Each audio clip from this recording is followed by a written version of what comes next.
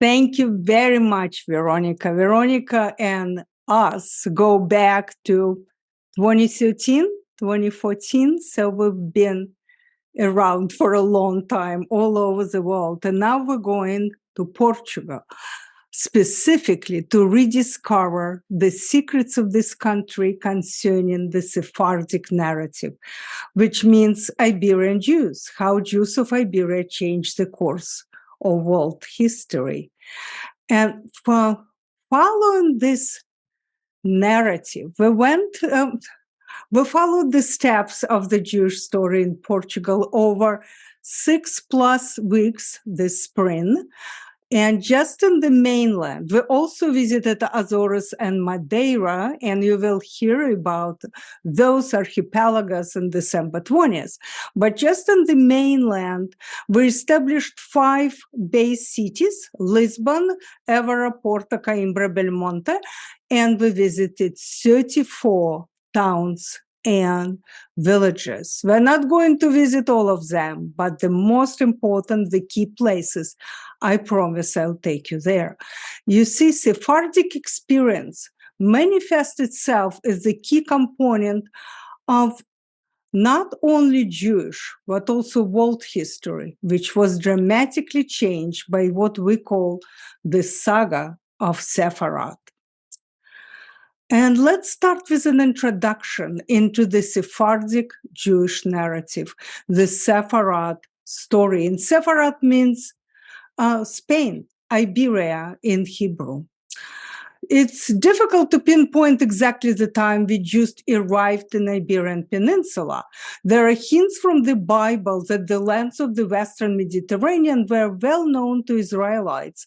For example, in Obadiah, and that's a text, it's the shortest account of the Hebrew Bible, written approximately after the Babylonian conquest, which is 586 BCE, mentions Sepharad.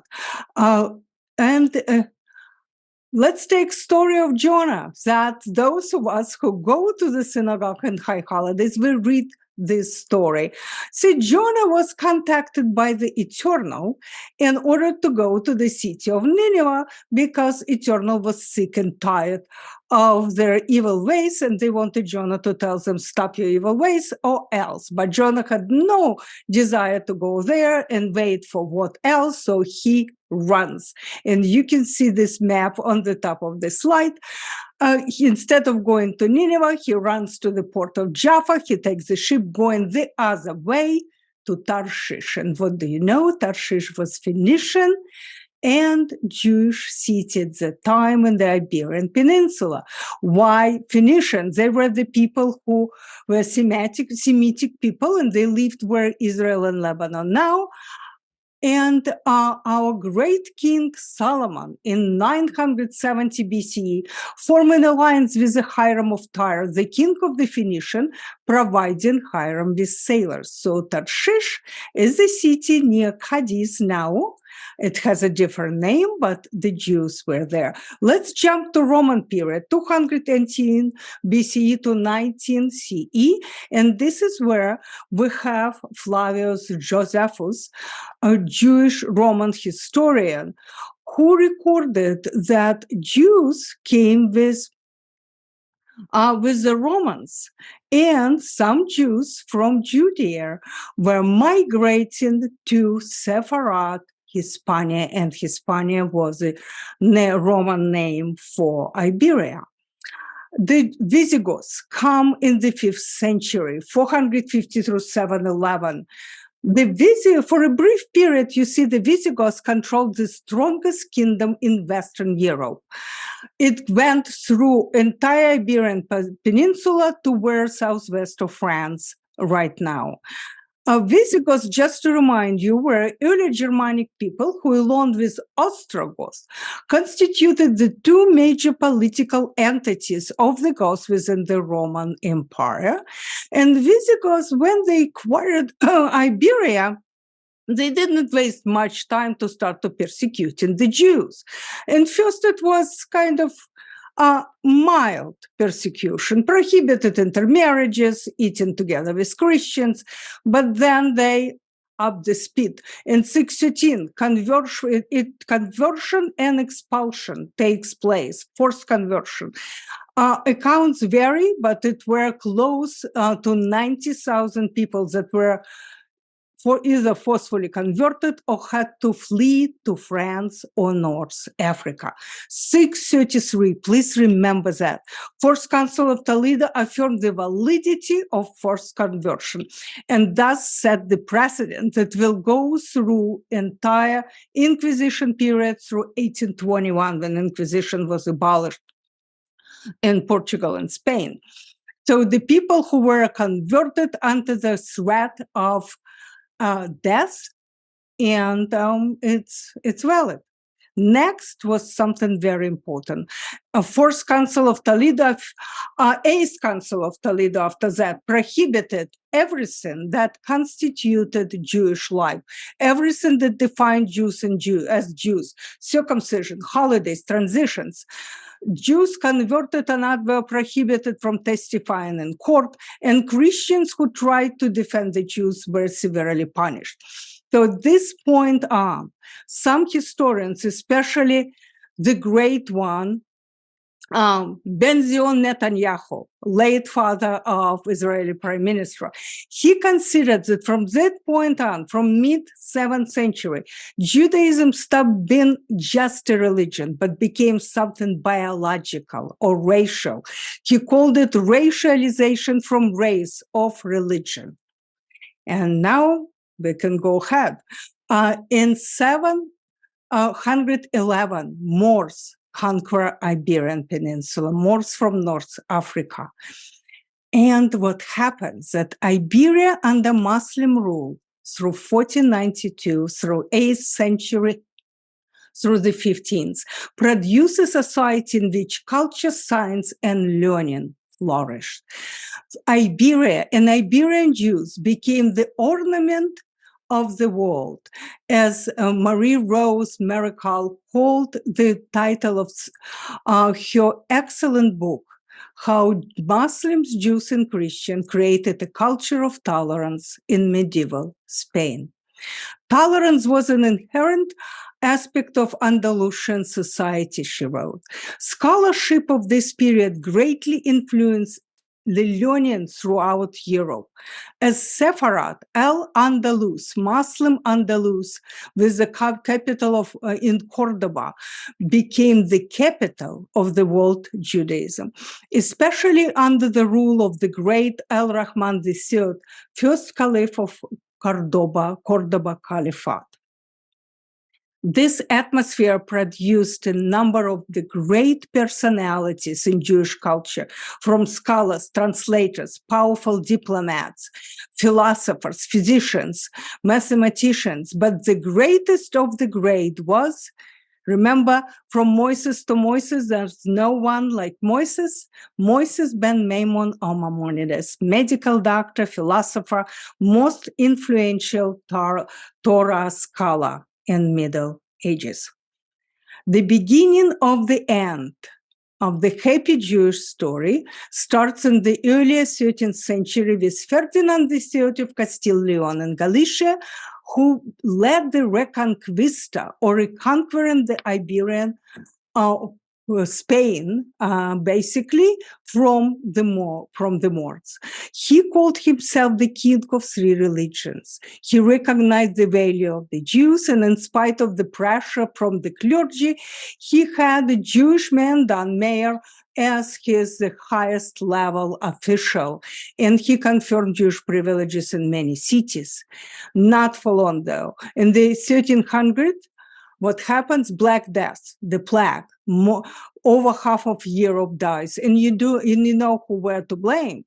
Well, they poisoned the wells, the Jews, of course.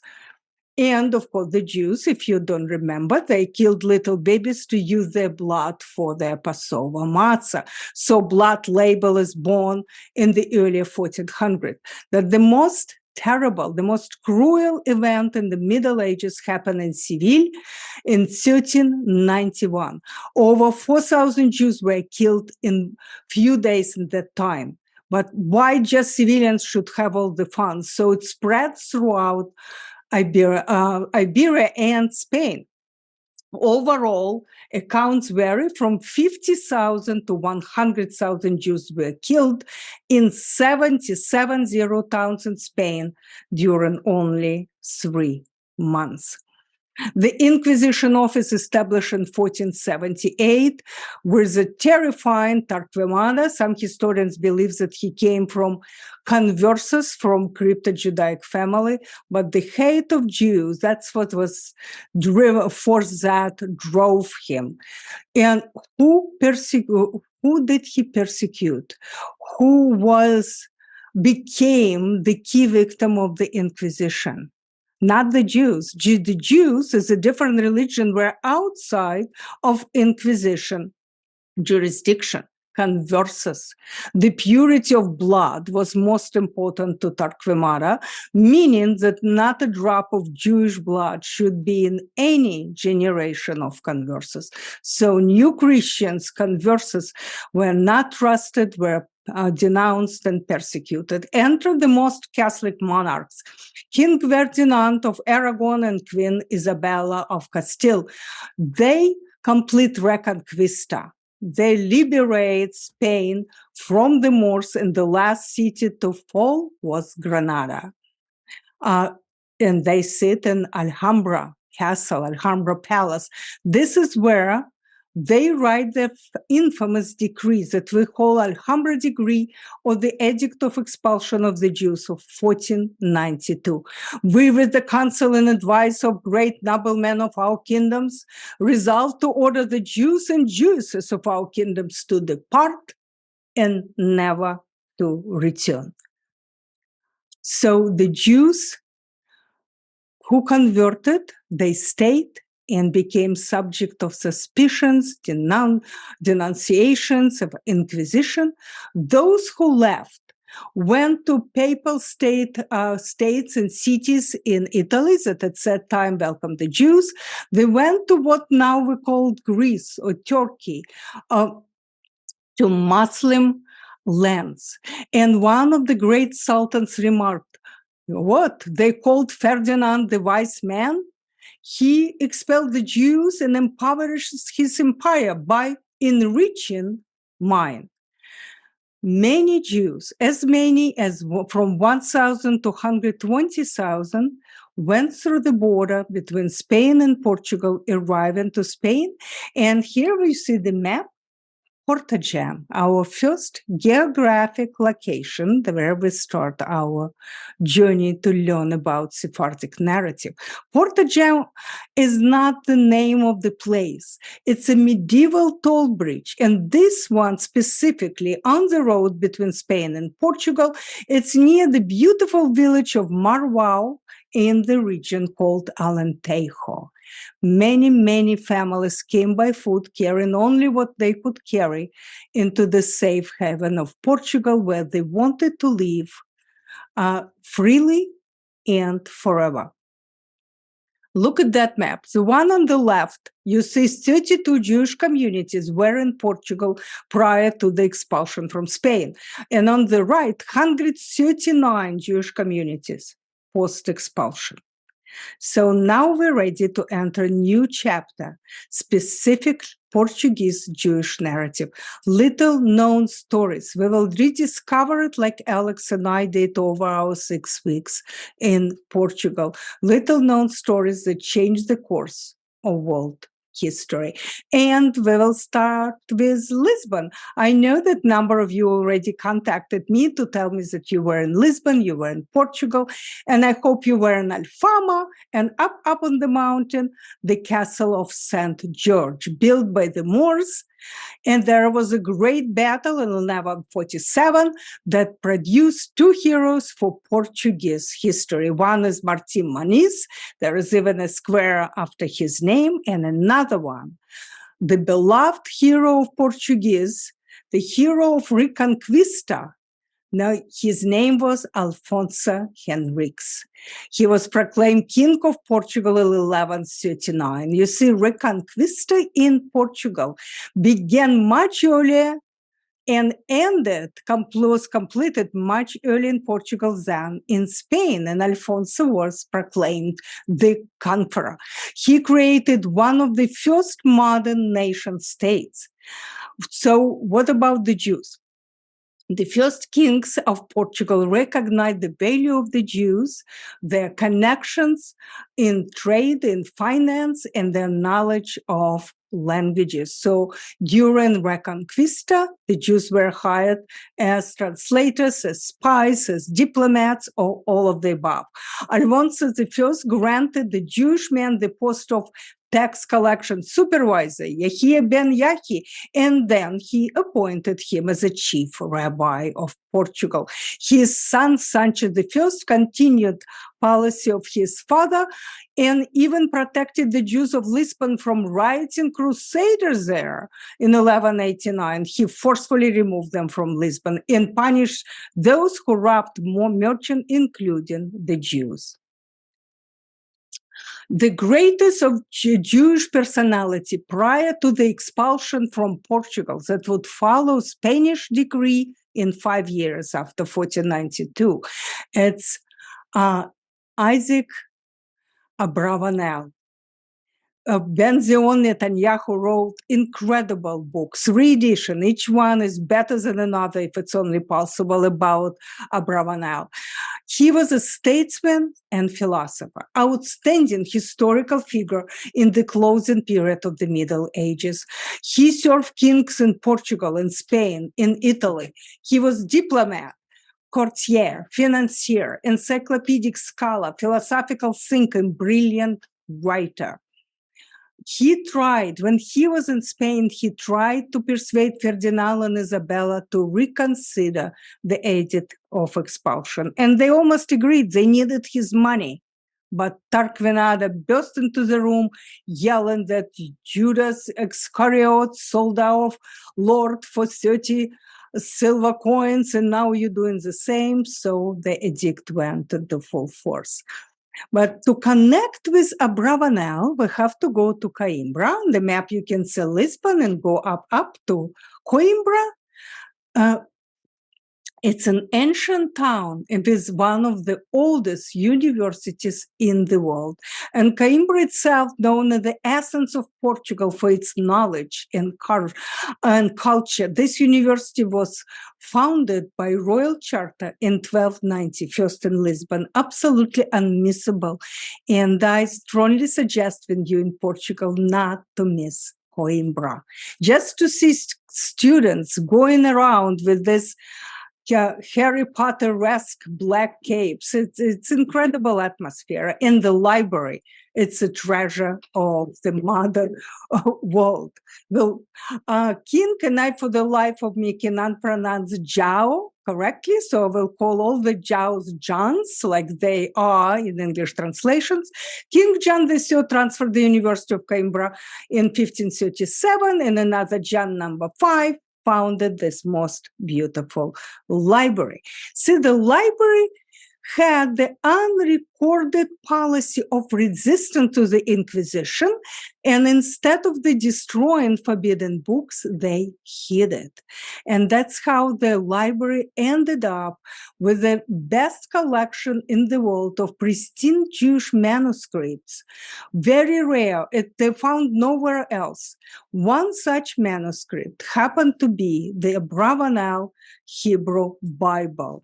And when Inquisition was abolished, these rare manuscripts were recorded in catalogs and indices.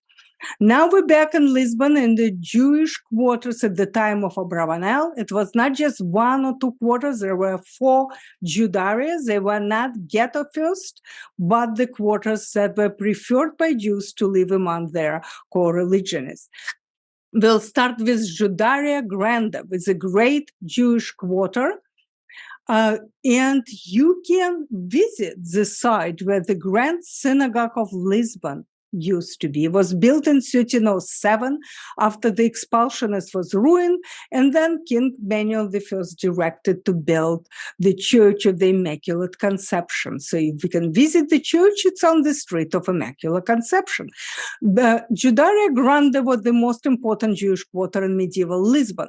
Most of the professionals like lawyers, scientists, medical doctors lived there, and because it was the biggest, most populated, its facilities were used by Jews from all other Jewish quarters in the city, the bath houses, the hospitals, the schools, Bet Midrash, the bookstores, and the Center for the Study of Sciences, mostly astronomy, cartography, geography, medicine, mathematics, and so on.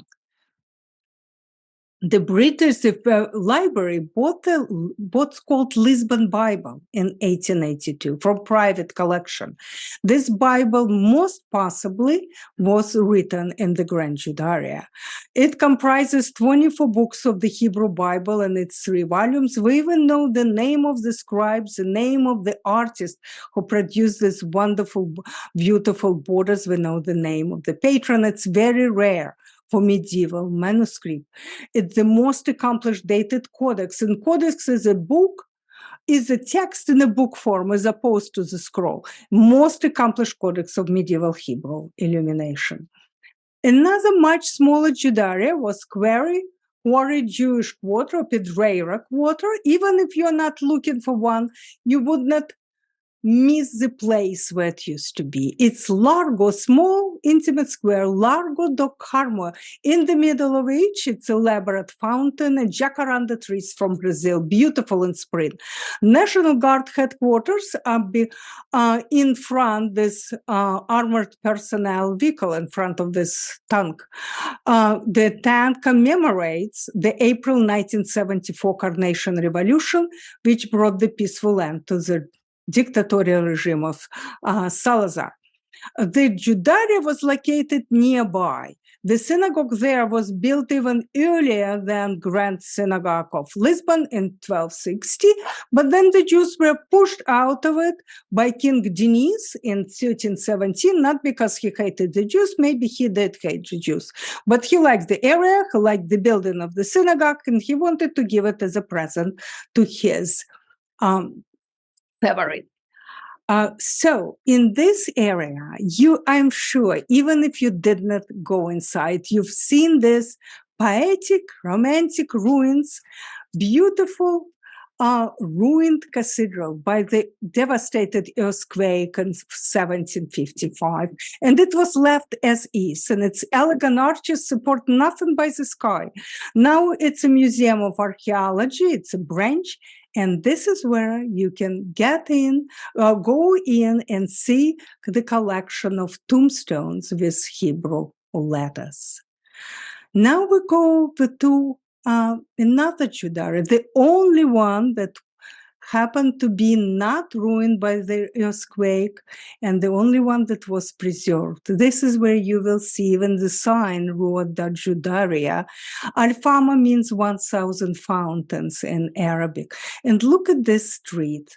Jews settled in the mid-1300s, and it was the only Jewish quarter that in the early to mid-1400s had to turn into ghetto, locked from outside. That was the first segregationally focused law. Look at the photo on the right. It's a street. With the steps. It's very, very narrow. Beloved Portuguese poet of the 1500th, 16th century wrote, "Our lips could meet easily high above this narrow street." Very poetic, probably very most photogenic neighborhood in Lisbon. On Torre de San Pedro, there probably was a great synagogue there. Was built in the 14th century. And there you can see possible location of the rabbi's house. Beco means narrow street. Beco de São Miguel, one of the oldest streets in Lisbon and one of the most charming. It was not touched with the earthquake. And look for number 15 when you're there. You will read it all when our Jewish travel guide for Lisbon will come out. Number 15 on Beca San Miguel, considered the oldest house in Lisbon. And now you may ask me a question, the question that Alex and I ask ourselves. Why almost no traces of the past Jewish presence can be found in Lisbon today? Is it willful ignorance, intentional forgetfulness, or something else? It was all of the above. The earthquake of 1755 and Marquis de Pombal. This was devastating earthquake. Happened on November 1st of that year. Most of the population were in churches. And earthquake almost leveled the city. And it was felt in many places of Europe, including Finland and even in North Africa. After earthquake came tsunami. After tsunami, huge fire. Imagine cathedrals and churches, services illuminated by candles. And when the earth shake, what happened? Marquis de Pombal was the virtual ruler of Portugal during the rule of King José I. He was talented, ambitious, very handsome. He was a great reformer, but also was hated for his ruthless tactics. He battled church repression. He built up Portuguese industry commerce. He promoted democratic ideals of the Enlightenment. He expelled the Jesuits to keep them from monopolizing the education. He broke off relationship with the Pope. And just months after the disaster, he had his plan of rebuilding the city in great scheme and great plan with the first in the world earthquake-proof buildings. In Jewish history, Marquis de Pombal is venerated as a man who eliminated discrimination against the Jews in 1773. The famous anecdote that still been told in Portugal is before the earthquake, when Inquisition was pushing King José to force new Christians to wear yellow hats so everybody would know who they are. There were no Jews. Since 1497, there are officially no Jews in Lisbon and in Portugal. These new Christians were not really new. They lived as Catholics for over 300 years. But the Inquisition wanted them to wear yellow hats, and King agreed. So what the Pombal did, he took 3 yellow hats, put one on himself, came to the palace. When the king asked him what this hat's for, he said, one for me, one for you, and one for the great Inquisitor. So the issue of yellow hats was dropped. You can see him everywhere in Lisbon. And on the bottom, you see the photograph of the top of Rua Augusta Arch and Pombal there on the right with Vasco da Gama on the left. And I just cannot close this chapter without taking you, at least for a minute, through beautiful squares that resulted from rebuilt by Pombal, Lisbon rebuilt by Pombal. That's a Rocio Square, another Fig Tree Square, Praca de Figueira, and Plaza, Commercial Plaza. This is where the Royal Palace used to be before the earthquake, and in the middle, King José himself and Pombal there in the medallion. This elevator was not built by Eiffel, but the architect Raoul Misnet de Ponsard, who studied with Eiffel, but it's still very interesting structure. Great Art Deco in the city and our beloved Art Nouveau, very special in Lisbon. And our best place for Art Nouveau was Brasileira Cafe, where We were not the only one who loved the place. The poet and journalist that I loved very much, for me, he's a Kafkaesque writer, Fernando Pessoa.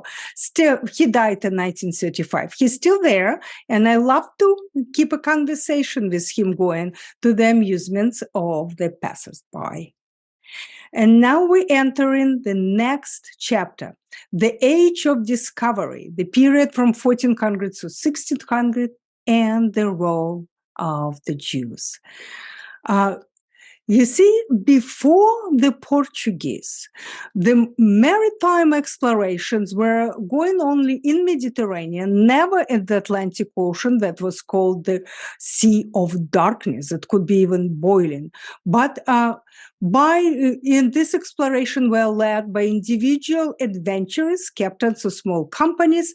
Very few of them kept any notes or kept charts. So next generation were almost as ignorant than the preceding one.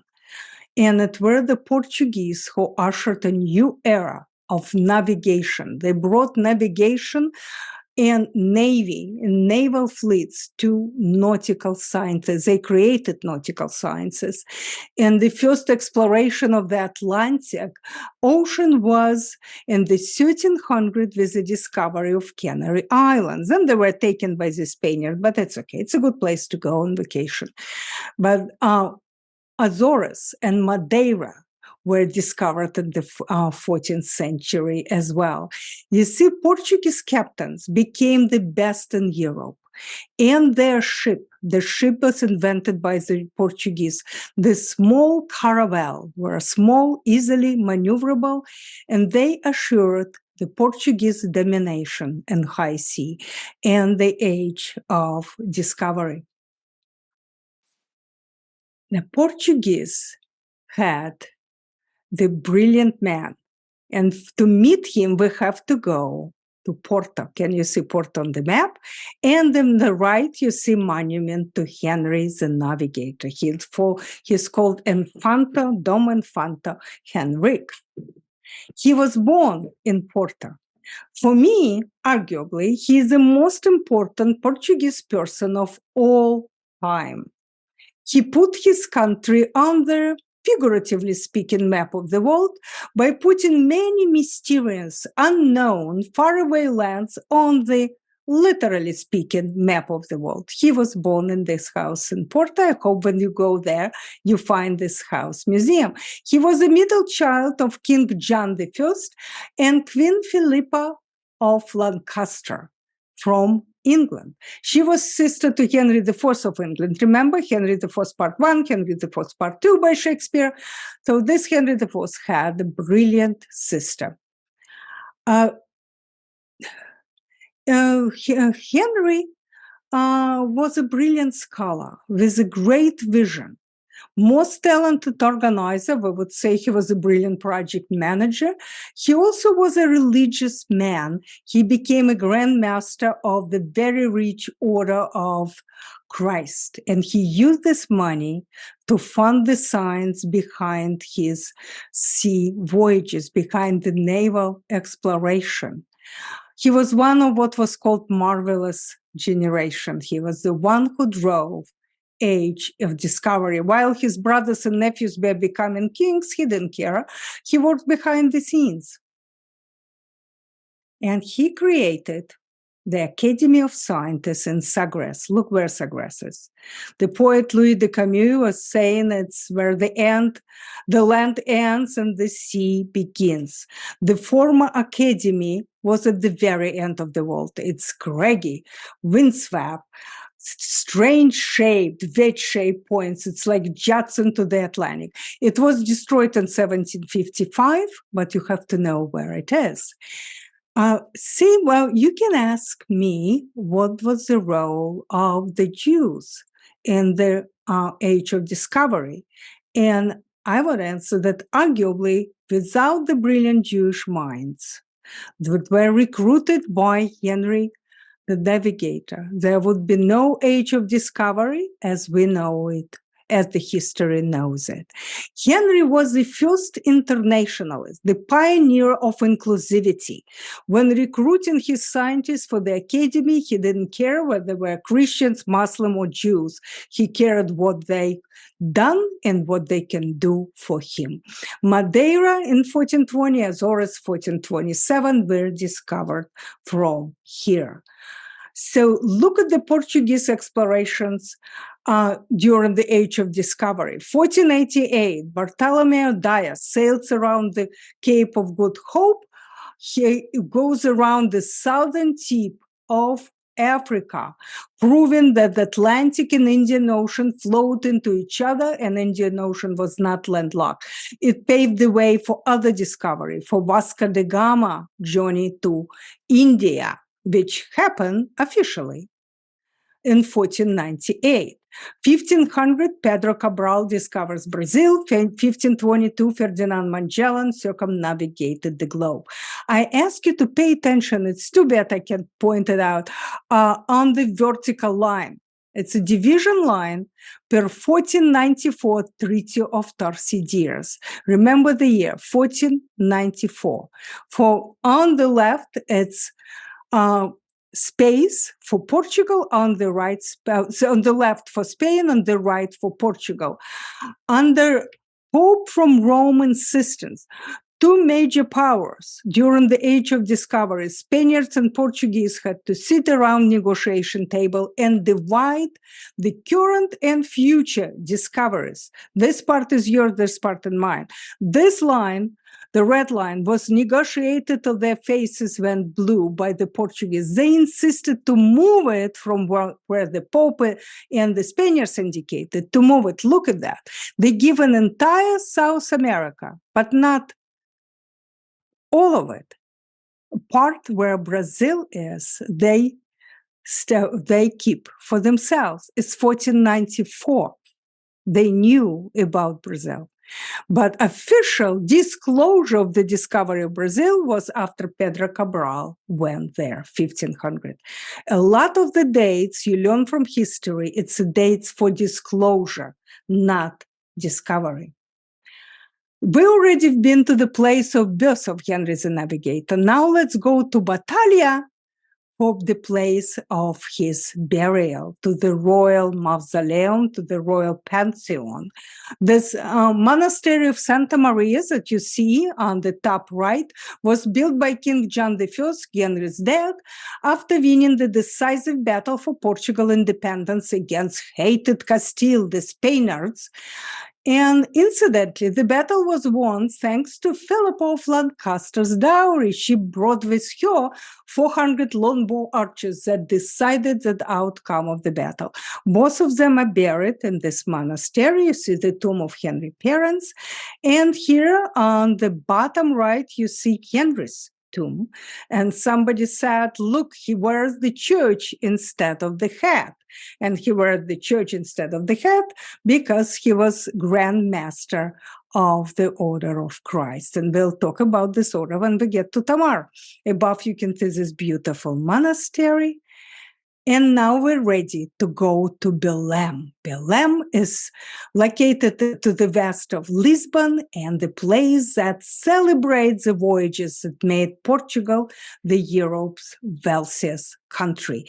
This tower, which actually the purest Manuelian style, best decorative style of the 16th century, purest style in this style building in Portugal. So, when sailors returned from their voyages, the tower welcomed its home. You see, Henry was told his sailors not to come back until they discover something interesting, something unknown into the sea of darkness. So when they returned, the tower welcomes them back. The monument to discoveries, it absolutely requires stop for half a minute at least. You can see it was built 1960s. You can see Henry the Navigator in front holding a model of his caravel and the map. Vasco da Gama, the discoverer of India, is behind him with a hand on his sword. And then Magellan, you see Magellan, he's holding a circle representing the round earth his ship circumnavigated. And the western side, this is where key Jewish scientists, without who age of discovery would never happen or happen very differently without their contributions. You can see Pedro Nunes and Jacome of Mallorca, Pedro de Cavilla. The only lady there, she is kneeling, it's Philip of Lancaster, Henry's British mother. The three Jewish scientists there, 5th, 7th, and 8th figures behind Henry. The monastery itself was built over a century, and before sailors embark on their journey, they would stay and pray in this beautiful monastery. I mentioned Manuelin style. It's named after King Manuel I, the key founder of explorations and the end of the 15th century. It's a decorative style, not architectural style, and it represents the images from the age of discovery, shipwrights, exotic fruits, faces of natives from faraway lands. Inside the monastery, the tombs of the Portuguese greats, Vasco da Gama, the first explorer who sailed from Europe to Asia, and the beloved poet who was actually like Homer, Shakespeare, and Casanova all at one in one person. He wrote the poem Lusitania. Lusitania was the Roman name for Portugal. Arms and the Heroes from Lisbon Shore, sailed through seas never dared before, was dedicated to Vasco da Gama. So what about the Jews? We saw 3 of them, but actually there were many. We saw 3 of them on the monument to discovery. One of the greatest among the great was Abraham Zacuta. The crater Zacuta on the moon is named after him. His astrolabe, his astronomical tables, his maritime chart played decisive role in the Portuguese navigation capability.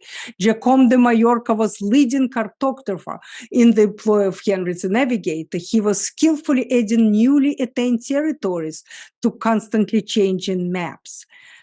You can connect with Jewish scientists in the maritime museums where their names are not mentioned and to see their instruments they invented. To follow the Jewish trail of the scientists of discovery went to Évora, the main city in Alentejo territory, in Alentejo region. In their archives and their library, where a miracle happened, were allowed to see and photograph the key text that laid the foundation for the discoveries. Abraham Zacuta, Almanach Perpetuum, a treatise on the sphere and the art of navigation. And I would feel very guilty if I won't mention Christopher Columbus. Or maybe he was Salvador Fernando Jarco of Sephardic origin. Who was Columbus? Was a discovery of the New World or was a disclosure of the New World? Was he son of the Genovese wool weaver or a Portuguese aristocrat and actually 007 for the King John II? Did he really think he was sailing to India in 1492? But in the past 20-25 years, there appears a number of studies, most in Portuguese, that contain solid mass of evidence for inconvenient truths about who was Columbus. And to discover some of the evidences of that, we went to Mafra, 55 kilometers from Lisbon. This is where John V built his enormous Baroque palace in 1717 as a thank you God for the birth of his first child. You can spend the day going from one beautiful room to another, but we were interested in the whole of the Portuguese heroes. You see, sometimes hard evidence in front of us and we seem to be blind to it. Not Julieta Marquis, who was a researcher, who proven herself to be very brave, going for the historical truths and not to be misled by unproved theories. Look at this fresco on the ceiling. There are only two people who are identified. In the left corner, in this oval frame, it's Infante Henrico, Henry the Navigator. You go to the right and you see either Vasco da Gama, probably Vasco da Gama battling the sea demons, and you see Pedro Cabral, who's pushed by the angels toward his destiny, and only the second person who is identified, Christopher Columbus, says the sign, to Castile and Leon, a new world gave Columbus. It's in Latin. We can read Latin. We have a translation. So if he was foreigner, born in Genoa, why he is in the Hall of Portuguese Heroes? Just second person who identified for Henry the Navigator. And if he gave Castile and Leon a new world, why should the Portuguese care? You see, when we're in the age of discovery, we are among the twisted world of politics and world of conspiracies.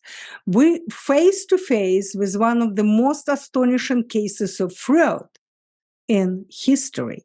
During the age of discovery, all priorities for world powers were based on the voyages to discover India and spices. Why? Money. And Muslim sultans put embargo on so-called Christian nations, and only Venice and Genoa could buy spices from approved cities approved by Muslim sultans. So everybody and his brother wanted Ankara sea route to India.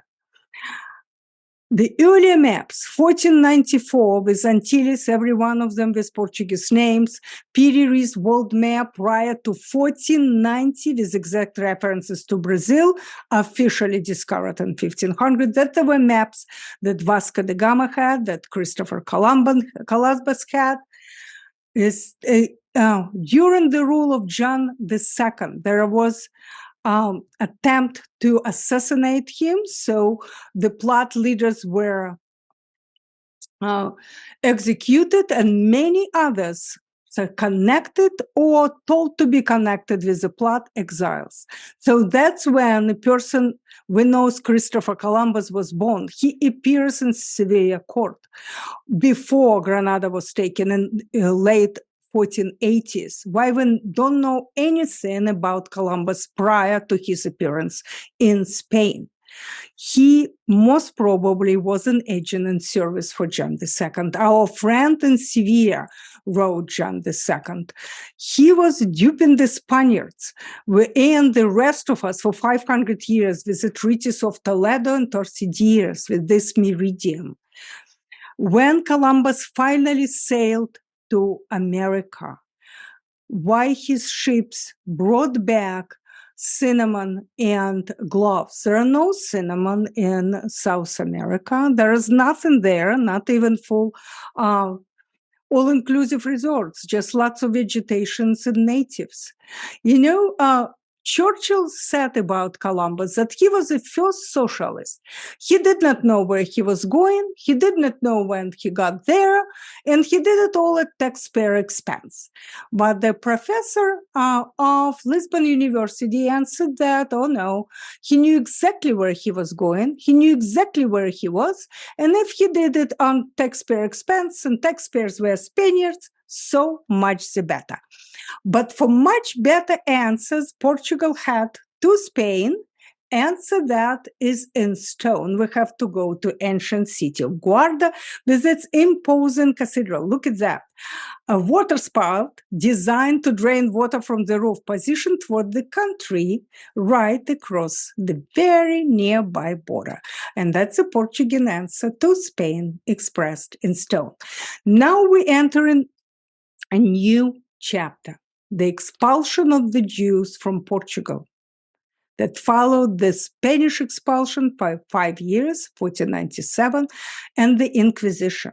Here you see the Inquisition emblem, or their so-called coat of arms. On the right, it's a sword.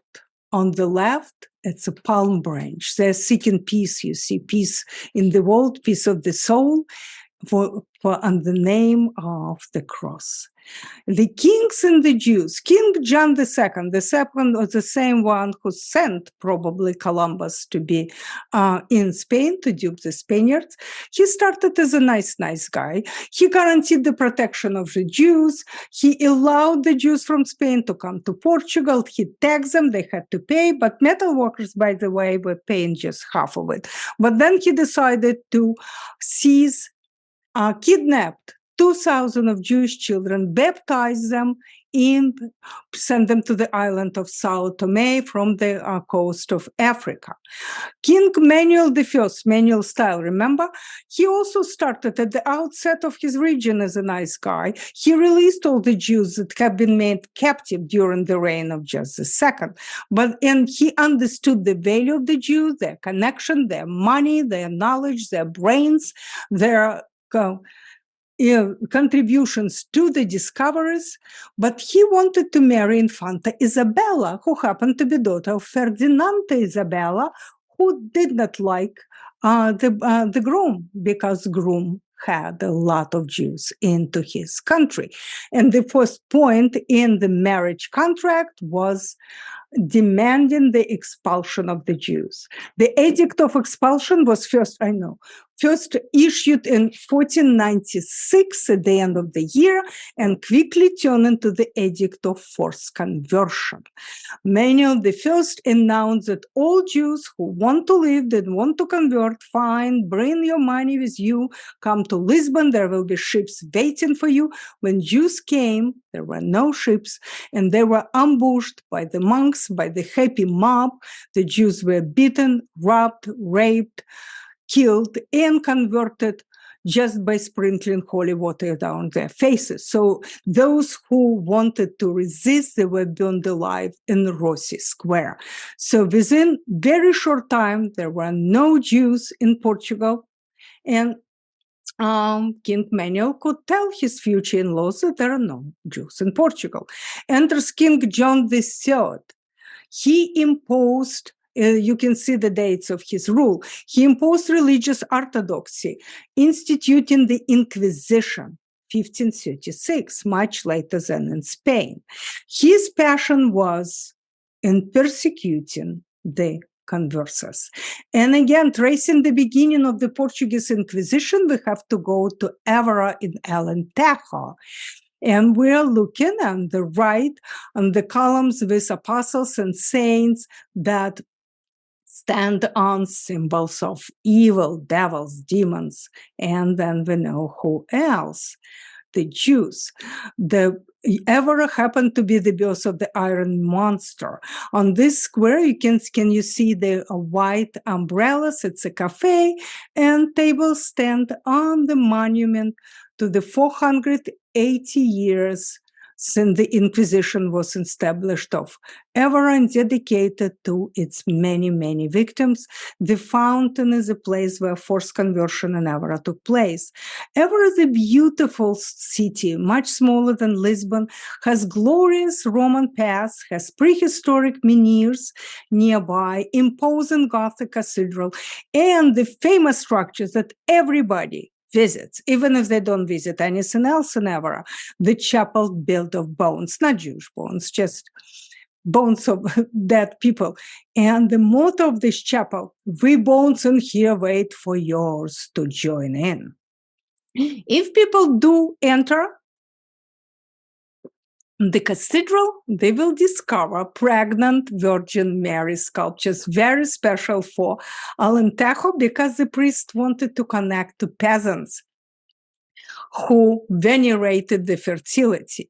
And remember the saints standing on evil, one of them, you can see it's a Jew as a swine. In former Jewish quarters, we could see many tablets saying Cabido, meaning confiscated, houses confiscated by Inquisition. Inquisition in Portugal started in Évora, and we discovered a house owned by ambassador to Madrid, who actually is the author of charting the Inquisition plan. He charted the Inquisition plan, discussed it with Pope, and this house is on the right, on the top left. It's a building of the Inquisition, now the Center for the Arts. The Inquisition was established there in 1536, just because King John III happened to be there at the same time.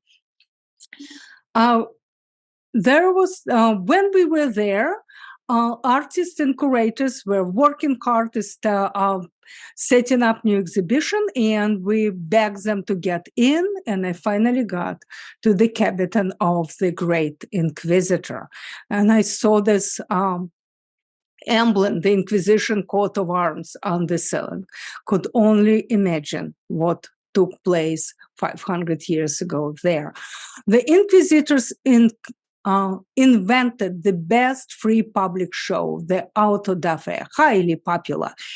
You can see on the top, on Zuleika's tiles, very rare view of Lisbon before the earthquake. It's in National Museum of Tiles.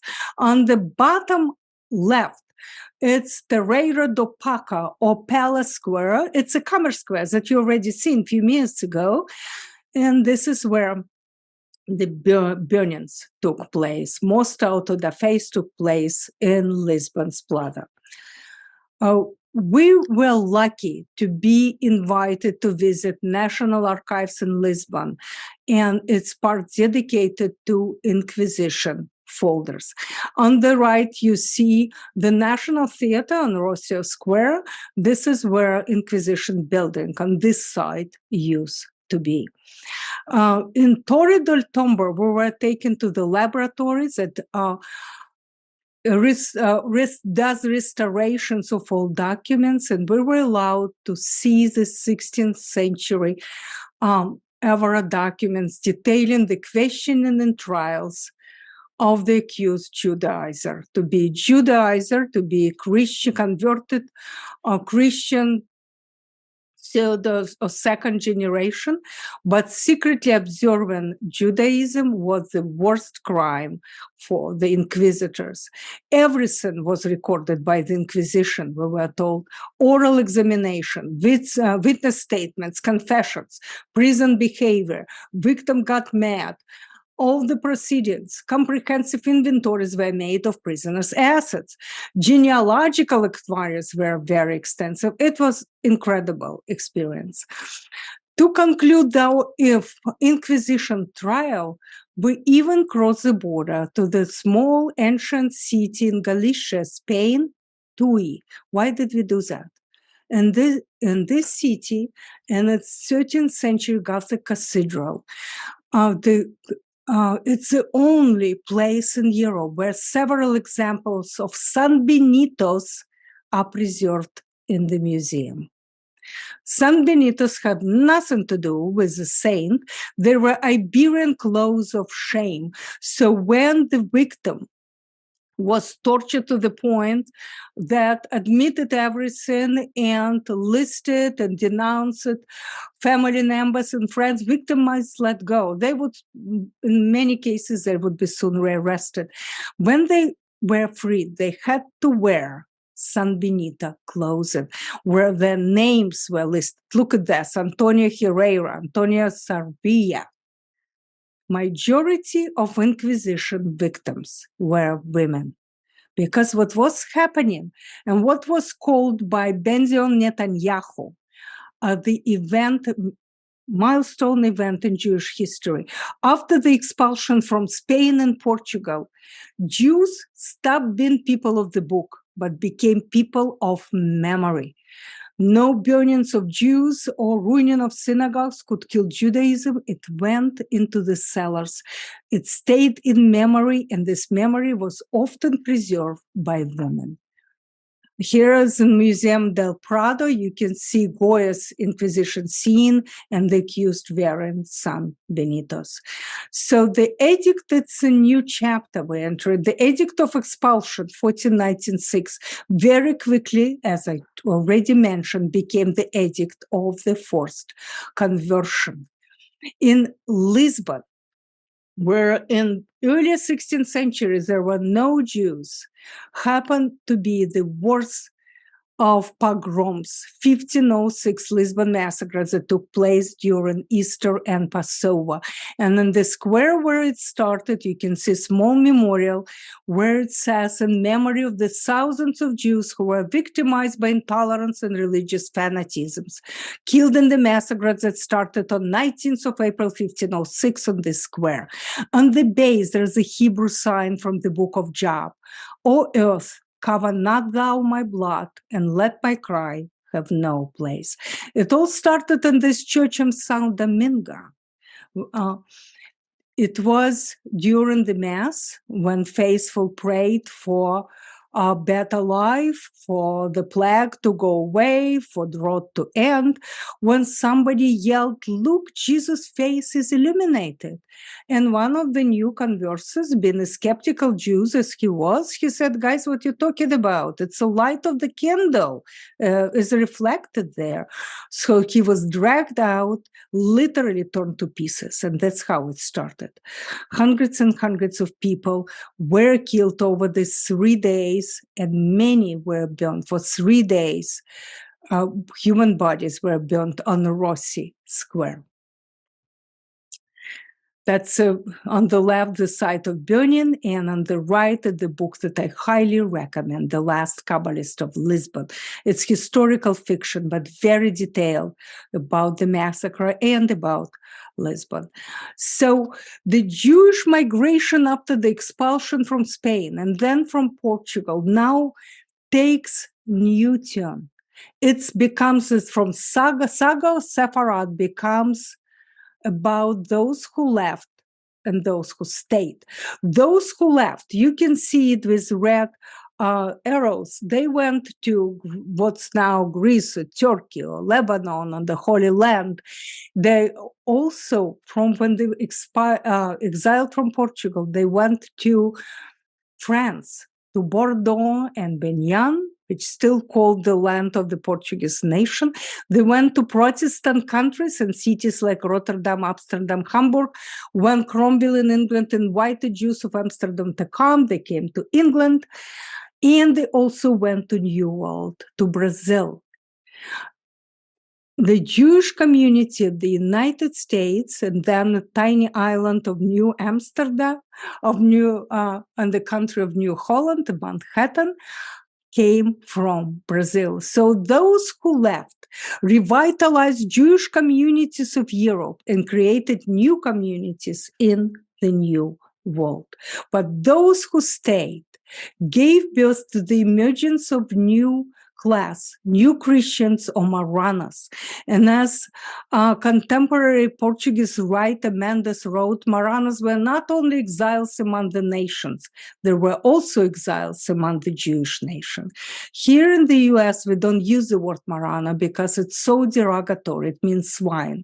But in Portugal, it's a scientific word. And ever we were taught how to recognize crypta Jewish houses. It's always double door. One door would lead to the business, another to the living quarters. You can see the place where mezuzah used to be. There would be cruciforms everywhere, made of wood or just scratched on stone. Always cross to tell everybody we're as Christians as you are, but new Christians, they would put hidden signs. It could be letter from the word, the meaning God, or symbols of 12 tribes of Israel. On the right, you can see a photo of us taking cooking class. Our friend Sophie is doing it to show Sephardic influences to current Portuguese cuisine. And Inquisition influenced even new Christians' diet.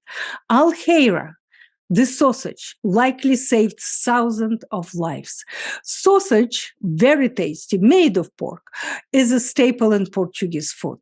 The Jews would make it from chicken, if they had chicken, or not from bread, using the same spices as the pork and sausages. In the last Kabbalist in Lisbon, there is a case when somebody stops the main character and say, "You Jew, you're not new Christian." Said, "No, I'm a Christian. Look, I have a bunch of sausages." And, "Oh yeah, then you're Christian." That's quite interesting. Now we're coming to Tamar. You can see it in the map. And it was the center for the Knights of Templars. When they built this fortress, they built the church that model after Dome of the Rock, a church of Holy Sepulchre, built in the early 13th century. With this order was dismantled, the money were put into order that replaced it, Order of Christ, and you remember who was a Grand Master, Henry the Navigator. Ancient Jewish quarter in Tamar was set up by Henry the Navigator. We have a photo of the street sign that bears witness to the forced conversion. In the 1400s, Jews in Tamar constitute over a quarter of the population. They came here to work for Henry. And new Christians often lived in the same quarters that the Jews before them.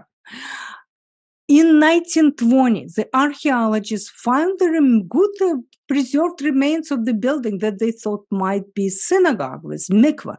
And then Solomon Schwartz, a man who credited with bringing back Judaism in the 20th century, Portugal. He was a Jewish Polish engineer, mining engineer educated in France. And while he worked in Portugal, he heard about these excavations. He came, he bought it. The restoration was led by Samuel Schwartz, and then he gave this building to the Portuguese government, asking them that it will house Jewish History Museum after the famous scientist Abraham Zacuda. So that's how in Tamar you can see the oldest synagogue in Portugal. I want to take you for a minute to incredible tiny city of Trancosa. It was the birthplace of the great scientist and doctor Isaac Cardoza. You know Benjamin Cardoza Law School in New York? Isaac Cardoza was his forebear. In Trancosa, there are over 200 of crypto-Judaic signs, and they all cataloged, and our friend shows us it in the Center for Jewish History and Culture, shows us the meaning of these signs done in houses.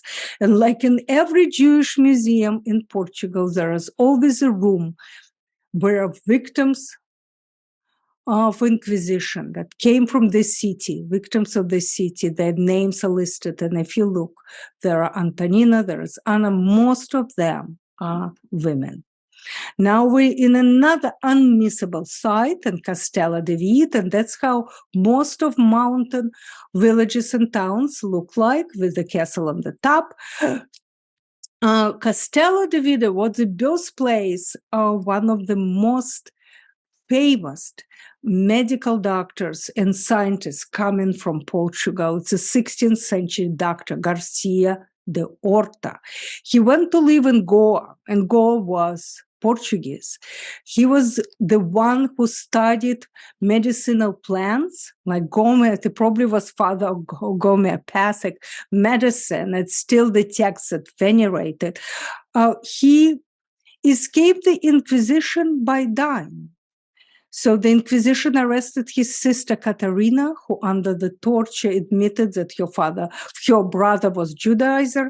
So they burned Katerina, but they also excavated the body of the dead Garcia de Orta, burned him as well, to show that even the death cannot save you from Inquisition. In Castello de Vida, our guide was our friend, Carolina Tapadejo, quite a person. He is a historian. He was a mayor for many years. He was a great leader of this town who turned the city into a living museum of Iberian Jewish history. In Castello de Vida, you will see the best preserved Jewish quarter in Portugal. The fountain, the site of the forced conversion, you can see double doors, crypto Jewish houses. Parents of Baruch Spinoza, bad boy in our tribe, this great philosopher, first secular Jew. His parents came from Spain to Castello de Vida and went to Amsterdam, where Spinoza was born.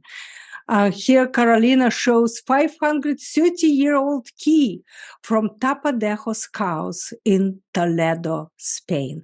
They were metal workers, and workshop of his ancestors is preserved, but also the metalworking craft. Now his son is a metal worker. And on the right, Catalina shows the instrument brought in 1492 from Toledo, Spain. Now I want to take you behind the mountains, Trasos Montes. It's the region and northern corner of the country where in villages and towns, Judaism was kept alive throughout the centuries. 5 minutes. And there's a tiny village of Kharkov, and you see the entrance to the tiny but very important Jewish museum there. Of course, there are names of the victims of this village. There was something special, curious story of Kharkov village. There was something special about the Moranas of Kharkov. They were not just proud of their ancestry. They had their own rituals and traditions, like they would commemorate Yom Kippur, but not eating pork, or men would stop chewing tobacco.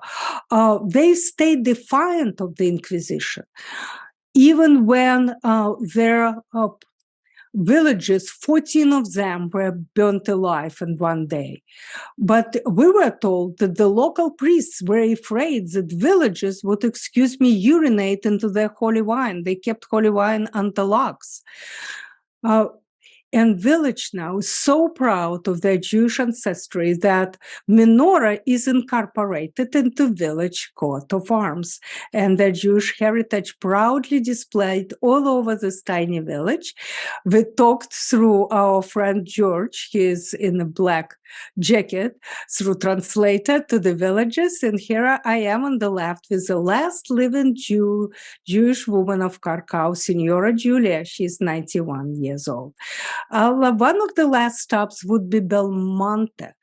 The kindness of neighbors produced an amazing history of Belmonte Jews, save the Belmonte Jews who converted when they were forced to convert, but preserved Jewish religion in their cellars, preserved in maintained Judaism for 400 years.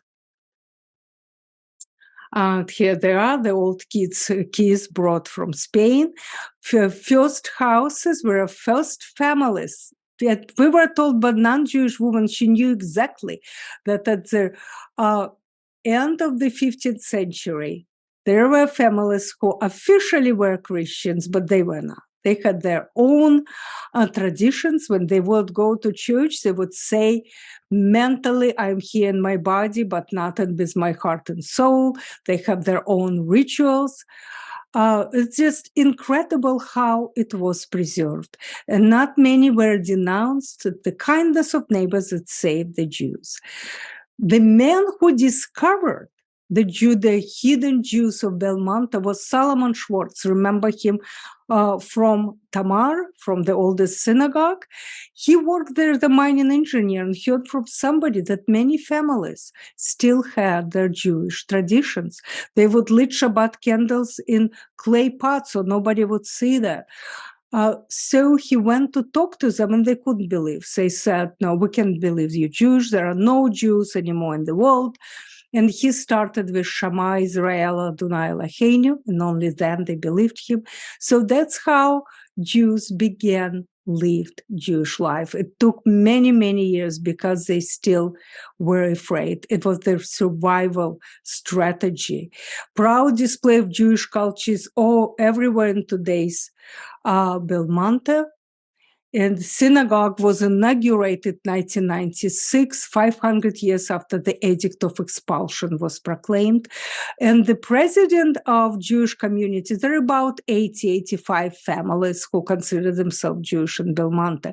He was packing to go to Jerusalem, but came to meet with us in the synagogue.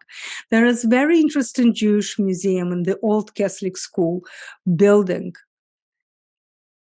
And 2 galleries dedicated to 2 outstanding men that brought Judaism back to Portugal. Samuel Schwartz, and on the right, you know already about him. And on the left is Artur Carlos de Barros Basta with his Russian wife, Leah. He was a Portuguese military officer, writer, who published several works related to Judaism. He found out that he was Jewish from his grandfather. He was dying confession of his father, the grandfather, who believed there were no Jews in Portugal or anywhere. So Basta was surprised to read about 1904 inauguration of the synagogue in Lisbon.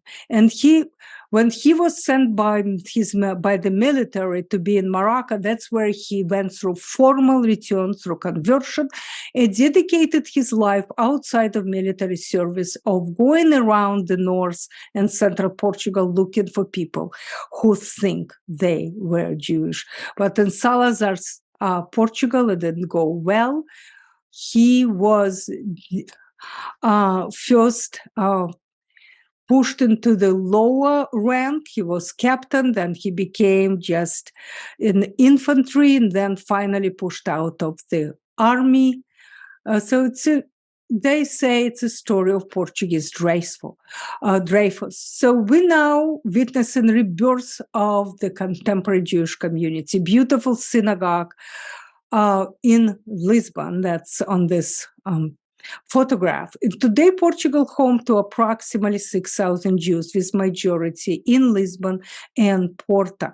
This first post-expulsion synagogue in Iberia was built in Lisbon, inaugurated 1904 by famous architect Miguel Terra, but the building had to be located inside the walled yard. You can see it through the iron gate only, and that if you have appointment or you come for the services, you can enter.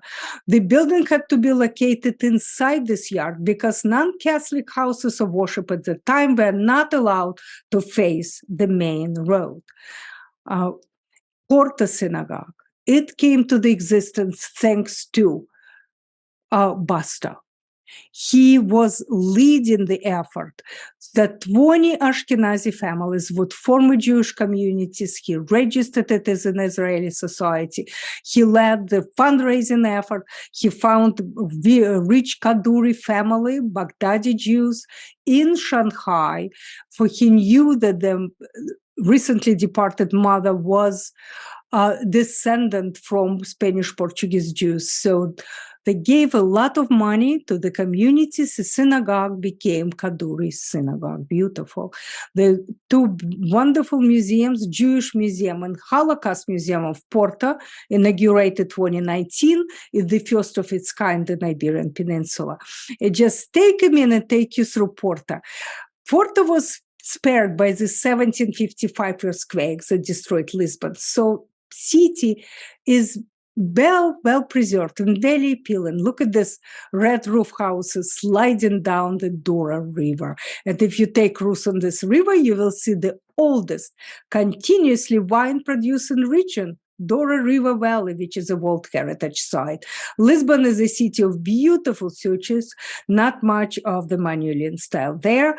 Great palaces, worthy of royalty, but dedicated to commerce. And the only place in the world, I think, that has a bookstore. Look at the line on the right. People stand for an hour almost to get the tickets to enter this bookstore and pay €5. If you buy a book, €5 would be counted. The local anecdote is that J.K. Rowling, who lived in Porto for a year, was reportedly inspired by this Harry Potter-esque shop. So everybody wants to get in there. And the last place we visit before we start questions is Kavila. The unknown story about the synagogue in Kavila that was founded due to the Captain Arthur Burroughs Buster's effort. He was meeting with crypto Jews, with Marranas in 1920s, and they decided to start a synagogue. It was open 1929. Hundreds of people were coming for holidays, for services. But then when Basra was sent away from Porto, away by Kavilka, by military commanders, and then pushed out of the army, people began to be afraid again. So synagogue was in this area, that's former Jewish quarters. You see on the right, the blue church of Santo Domingo synagogue was somewhere there. It was first demolished, and now there are no traces left. Existed only 3 years. And now Kavila is famous around the world for this beautiful original festival of street art, annual festival. The last, Portugal during World War II. See, look at the photo on the left. It's the last photo in Casablanca. Remember what's happening when Humphrey Bogart tells Ingrid Bergman, here is looking at your kid, where she is going, where this plane is going, to Lisbon. Because Lisbon, being in Portugal, a neutral country, it was a place where people wanted to get as transit immigrants, so they could get visa anywhere outside of Europe. You see two people, Josephine Baker, American girl, African-American, born in 1906 in St. Louis, who became a dancer on Broadway. And then when she was 19, came to Paris. She was to be in the review and very quickly became the star. The most adored artist in Paris was Josephine Baker. The most astonishing people anyone could ever see, said Hemingway. And Josephine Baker became famous for something else. She worked with the resistance. And her fame was her cloak, was her cover. She was going between Lisbon and Paris and Lisbon, meeting with government in exile and British embassy. After the war, she was given the Order of the French Legion. Avenida Palace Hotel, the oldest hotel in Lisbon, its elegant bar was popular with World War spies. It was the nest of spies. And the British embassy in Lisbon was often visited by Agent Josephine. The man on the right is unsung